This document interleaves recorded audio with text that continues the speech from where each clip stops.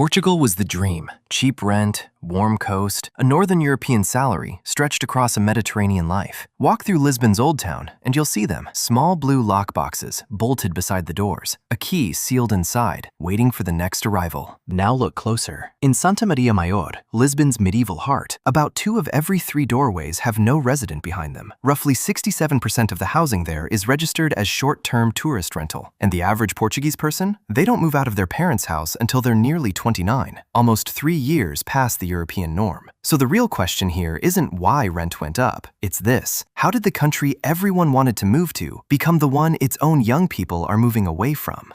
This isn't a story about a housing market. It's the story of how a country turned its own livability into an export product and billed the cost to the generation that was supposed to inherit it. Start with the dream, because the dream was real. In 2025, Portugal welcomed 32.5 million guests, 19.7 million of them from abroad. It ranks among the most peaceful countries on earth. For years, Portugal sold a rare promise: Western Europe, still affordable. The dream wasn't fake. After a brutal debt crisis, tourism and foreign money pulled a bankrupt country back onto its feet. Here's how the dream got a price tag. In 2011, that crisis forced Portugal into a €78 billion bailout, and the recovery plan leaned on 2 things: tourists and foreign capital. 3 levers turned a welcome into an industry. The NHR tax regime, launched in 2009, offered incoming residents very low rates on their foreign income. The Golden Visa launched in 2012. It sold residency to investors. Before the real estate route closed in October 2023, it had pulled roughly €7.3 billion into Portugal, and 88 to 90% of that went into property. And alojamento local, Portugal's licensed short-term rental category, was deregulated. In some central Lisbon parishes, tourist flats came to outnumber long-term homes. Put those together, and you don't just get a country that became desirable, you get one that learned to be sold. Picture a showroom: Lisbon, Porto, the Algarve coast. That's the showroom floor, lit and staged for buyers arriving in dollars, sterling, and Swiss francs. The rest of the country is the warehouse out back, and the warehouse was never restocked. In 2024, Portugal finished only about 25,000 new homes, while the number of households had grown 13% since 2010. Demand was being manufactured. Supply simply didn't show up. Portugal had become a showroom country.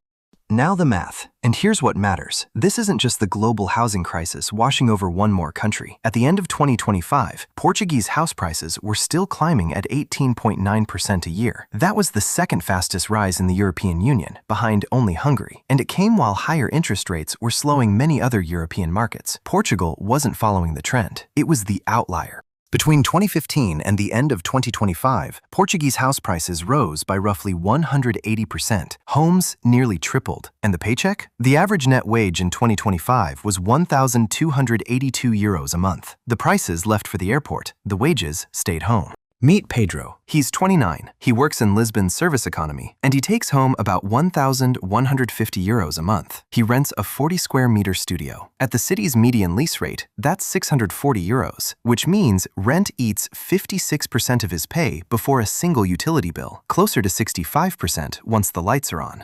And sit with the irony of his job. Pedro is the visible face of the dream, the one who pours the coffee, carries the bags, hands over the lockbox key. He serves the people who flew in to experience Lisbon. He just can't afford to sleep in the city they came to see. By law, a Portuguese landlord can ask for a deposit of up to 2 months' rent, plus 2 months paid in advance, plus the first month. That's a legal ceiling of around 5 months' rent, in cash, on day 1. On a €1,000 flat, that's €5,000 at signing. Before you pay rent in Portugal, you pay the price of being allowed to rent.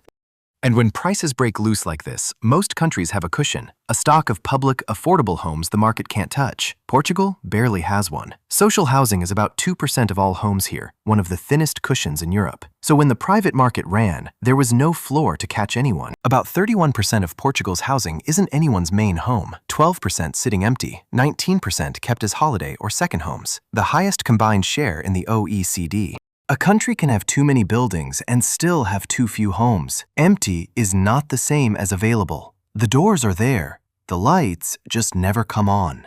By now, you probably think you know who to blame. The tourists, the investors, the remote workers with the lockbox keys. It's the obvious answer.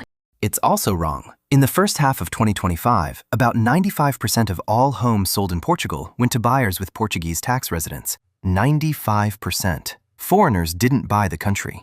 But watch what they did do. In Greater Lisbon, in a single quarter of 2025, buyers with foreign tax residence paid 61.9% more per square meter than domestic buyers. In Porto, 35.6% more. And in a tight market, the price isn't set by the average buyer. It's set by the buyer willing to pay the most. If one buyer earning in a stronger currency will pay 60% over the going rate, every Portuguese seller starts asking 60% more, even when the home finally sells to a Portuguese family. So foreigners didn't buy Portugal. They bought the handful of doors on the showroom floor that set the price for the doors around them. The villain in this story isn't a person. It's a mismatch between what the country built, what it taxed, and what it learned to export. And someone pays for that mismatch. It's the young. This is what the housing crisis actually looks like, measured not in euros, but in years. The average Portuguese person now leaves home at 28.9, sixth latest in the entire EU. About 76% of those in their 20s still live with their parents. On the coast, renting a typical two-room flat can take more than 100% of a young adult's median wage. One full salary, no longer enough for one apartment. And buying is no escape. The mortgage on a median home now costs 48% of a median household's income, when the conventional safe ceiling is 40%. You don't move out of your parents' house, you move into a waiting room. And when the waiting gets long enough, people stop waiting. In 2023, 61,000 Portuguese moved to other developed countries. Among 25 to 34-year-olds, nearly 1 in 5 had already gone. Here's the loop that makes it feed itself. Take an electrician, again, a composite. He trains in Portugal, then takes a job in Luxembourg where the same skill pays far more. He's gone.